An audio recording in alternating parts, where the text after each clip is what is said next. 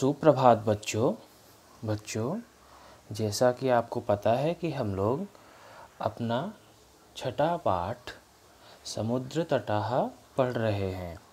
समुद्र तटः को हमने उसका पूरा जो टेक्स्ट था उसका हमने मीनिंग समझ लिया है, उसका अर्थ हमने समझ लिया है। अब हम उस पाठ का अभ्यास भाग करना प्रारंभ करेंगे। तो आइए अभ्यास शुरू करते हैं, क्वेश्चन आंसर शुरू करते हैं हम। क्वेश्चन नंबर 1 जो है, प्रश्न 1, वो कहता है उच्चारणम कुरुता।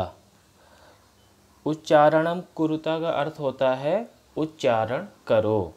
उच्चारणम उच्चारण, कुरुता करो, अर्थात आपको इन सभी शब्दों का केवल उच्चारण करना है। तो आइए एक एक शब्द का उच्चारण करते हैं।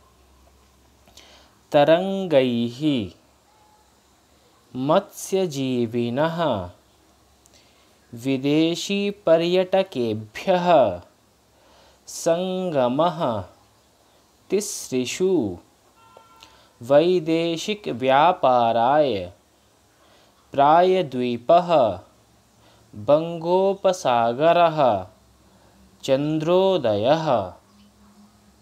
इस प्रकार से हमने इन सभी शब्दों का उच्चारण कर लिया है और आप भी इसको ध्यानपूर्वक सुन करके 2 से 3 बार इसका उच्चारण करेंगे, जिससे आपको संस्कृत के कठिन शब्दों को पढ़ने का, संस्कृत के कठिन शब्दों को उच्चारण करने का अभ्यास हो जाए। चलिए क्वेश्चन नंबर 2 की तरफ बढ़ते हैं।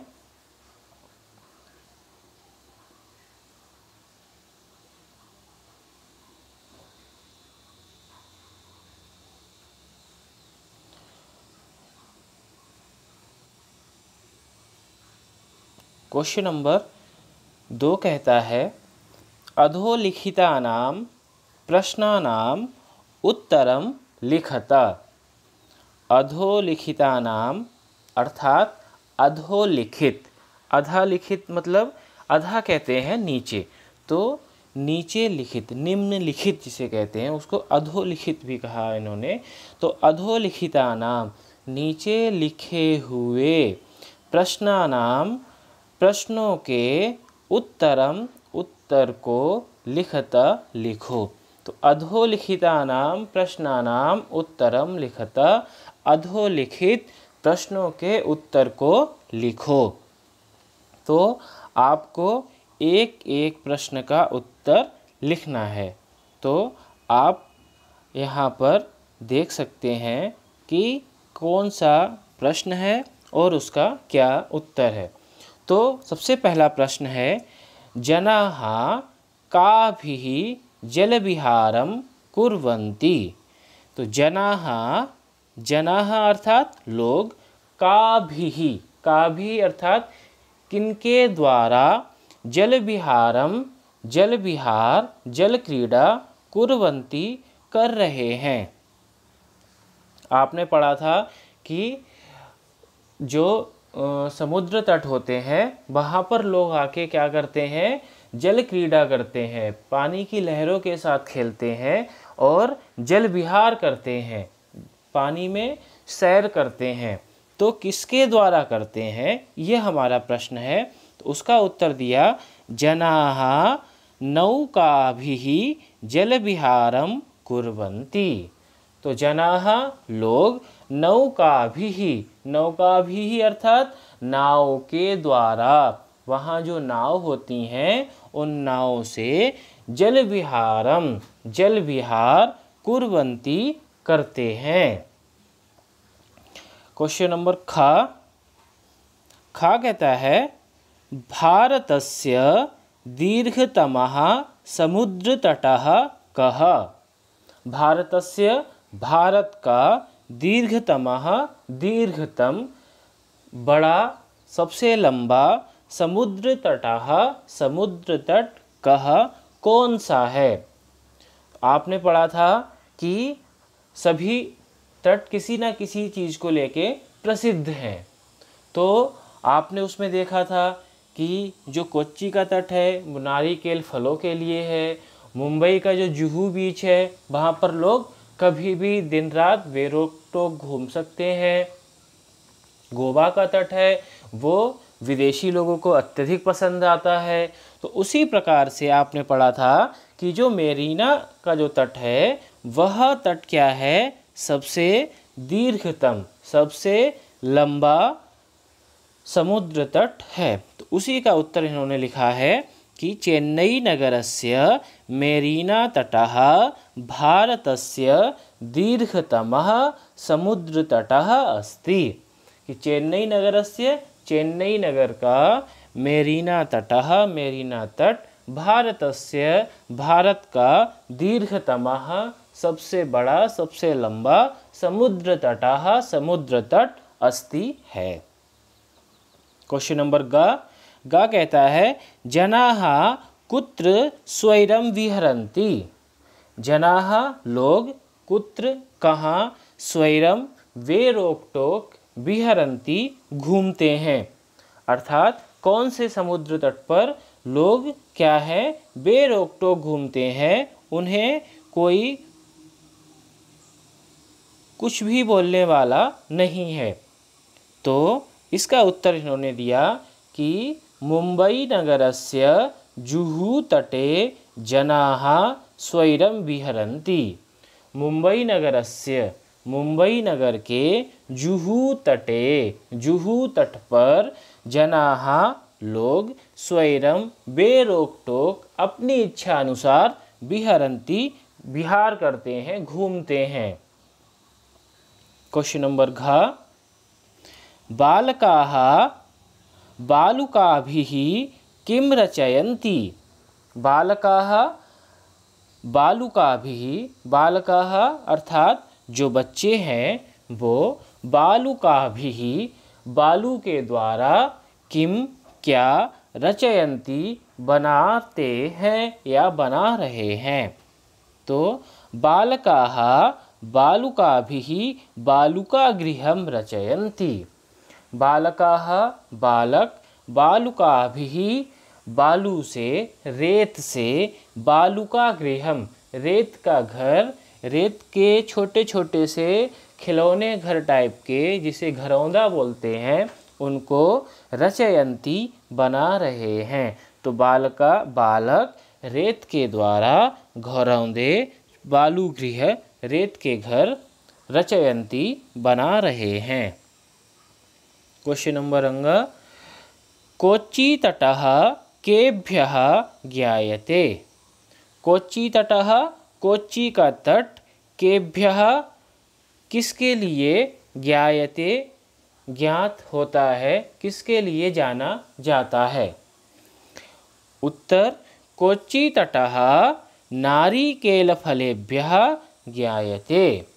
कोच्चि तटः, जो कोच्चि का तट है वह नारिकेल फलेभ्यः, नारिकेल के, नारियल के फलों के लिए, ज्ञायते जाना जाता है। तो आपने इन सभी प्रश्नों के उत्तर लिखे, सभी प्रश्नों के उत्तर समझे। अब आप इन सभी प्रश्नों के उत्तर ध्यानपूर्वक एक बार फिर देख लीजिए। जनाः काभिः जलविहारं कुर्वन्ति, जनाः नौकाभिः जलविहारं कुर्वन्ति, भारतस्य दीर्घतमः समुद्र तटः कः, चेन्नई नगरस्य मेरीना तटः भारतस्य दीर्घतमः समुद्र तटः अस्ति। जनाः कुत्र स्वैरं विहरन्ति, मुंबई नगरस्य जुहू तटे जनाः स्वैरं विहरन्ति। बालकाः बालुकाभिः किं रचयन्ति, बालकाः बालुकाभिः बालुकागृहं रचयन्ति। कोच्चि तटः केभ्यः ज्ञायते, कोच्चि तटः नारिकेलफलेभ्यः ज्ञायते। अब हम क्वेश्चन नंबर 3 की तरफ बढ़ते हैं।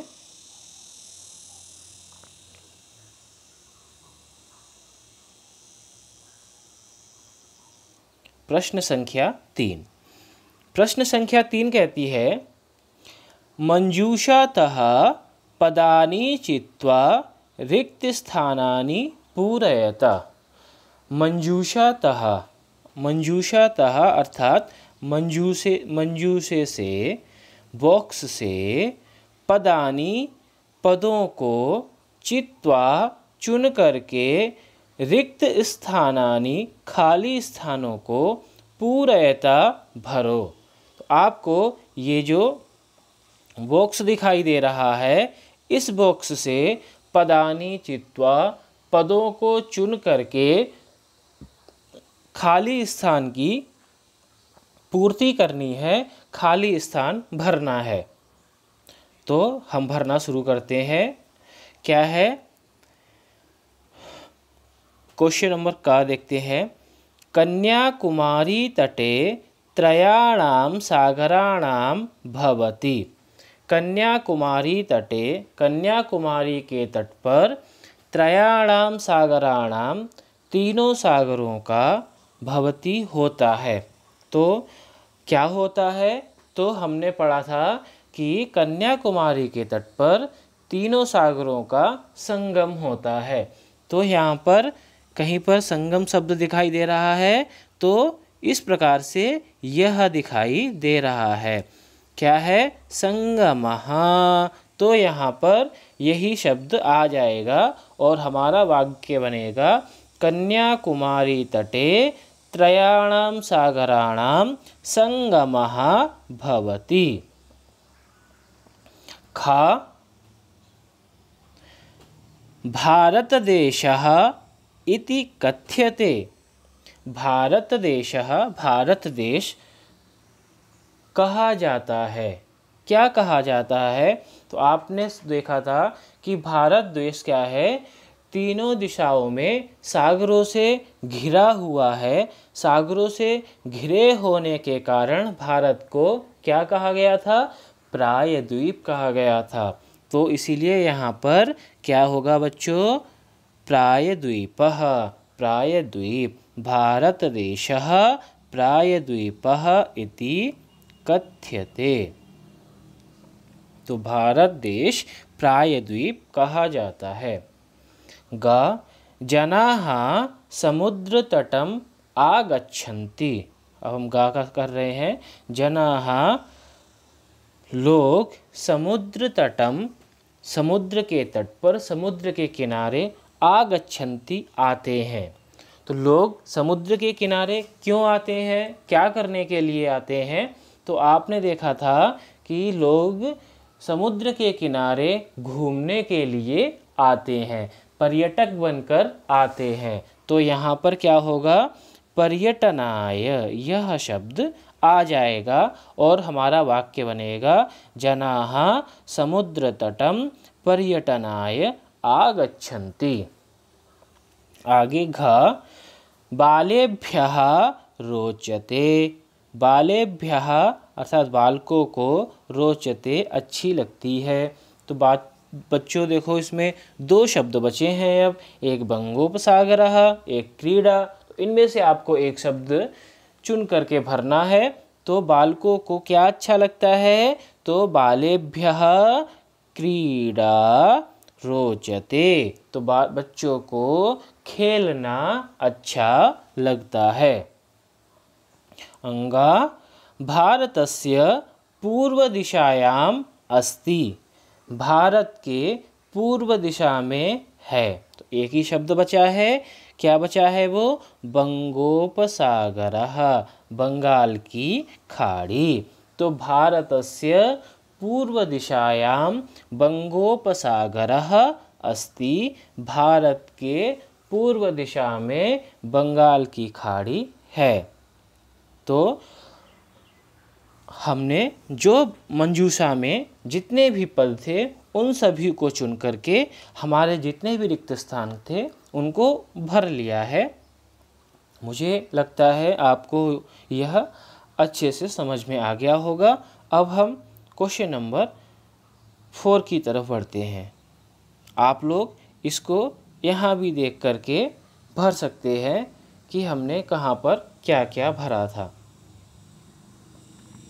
एक ये गलती से छूट गया है, आपको पता है यहाँ पर कि यह शब्द आएगा बंगोपसागरः। आप यहाँ पर बंगोपसागरः भर सकते हैं। अब हम क्वेश्चन नंबर 4 की तरफ बढ़ते हैं। क्वेश्चन नंबर 4 कहता है बच्चों कि यथा योग्यम योजयत। यथा योग्यम, यथा योग्य, योजयत मिलाओ। यथा योग्यम अर्थात जो जिसके योग्य है उसको उसके साथ ही योजयता मिलाओ। तो अब हम मिलाना शुरू करते हैं। तो सबसे पहले शब्द है हमारा समुद्र तटः। समुद्र तट। तो समुद्र तटः किसके लिए होता है? इधर ऐसे शब्द दिए गए हैं कि जिनके लिए ये शब्द होते हैं कि समुद्र तटः ज्ञानाय, ज्ञान के लिए होता है, नहीं। पोषणाय, पोषण के लिए होता है, नहीं। प्रकाशाय, प्रकाश के लिए होता है, नहीं। पर्यटनाय, घूमने के लिए होता है, हाँ। समुद्र का तट किसके लिए होता है? घूमने के लिए होता है। आपने देखा था कि समुद्र तट में लोग घूमने के लिए आते हैं। तो इस प्रकार से यह मिल गया। आगे दूसरा शब्द है क्रीडनकाय। क्रीडनकम, क्रीडनकम अर्थात खिलौना। तो खिलौना किसके लिए होता है? ज्ञानाय, ज्ञान के लिए होता है, नहीं। पोषणाय, पोषण के लिए होता है, नहीं। प्रकाशाय, प्रकाश के लिए होता है, नहीं। पर्यटनाय हमने पहले से मिला दिया है। अब बचा खेलनाय, खेलने के लिए होता है। तो हाँ, क्रीडनकम खेलनाय, खिलौना खेलने के लिए होता है। तो इसलिए क्रीडनकम को हम खेलनाय के साथ मिला देंगे। आगे शब्द है हमारा दुग्धम। दुग्धम दूध किसके लिए होता है? ज्ञानाय, नहीं। पोषणाय, हाँ, दूध पोषण के लिए होता है।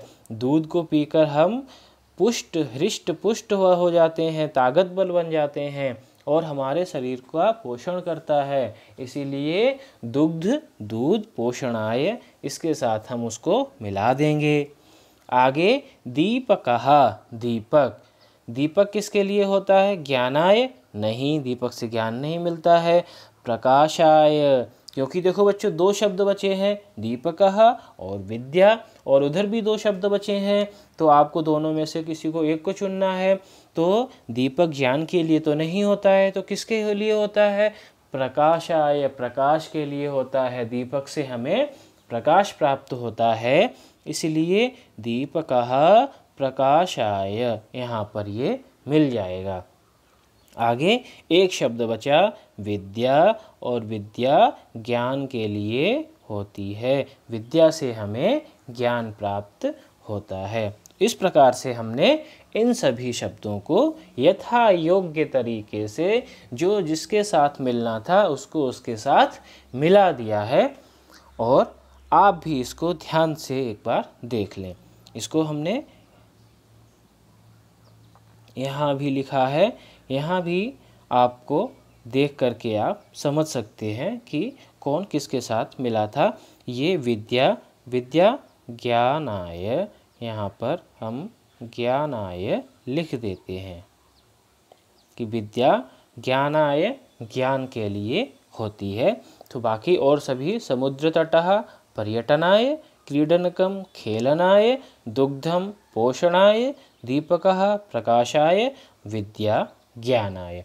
तो समुद्र तट खेलने के लिए होता है, समुद्र तट पर्यटन के लिए घूमने के लिए होता है, क्रीडनकम खिलौना खेलने के लिए होता है, दूध पोषण के लिए होता है, दीपक प्रकाश के लिए होता है और विद्या ज्ञान के लिए होती है। तो इस प्रकार से हमने आज 4 प्रश्न किए हैं। मुझे लगता है आपको ये 4 प्रश्न समझ में आए होंगे। आप सभी इन प्रश्नों को अच्छे से समझें और ध्यानपूर्वक इनको समझकर अपनी कॉपी में लिखें। आज हम इतना ही रखते हैं। शेष बचा हुआ अभ्यास भाग हम अगली कक्षा में करेंगे। धन्यवाद।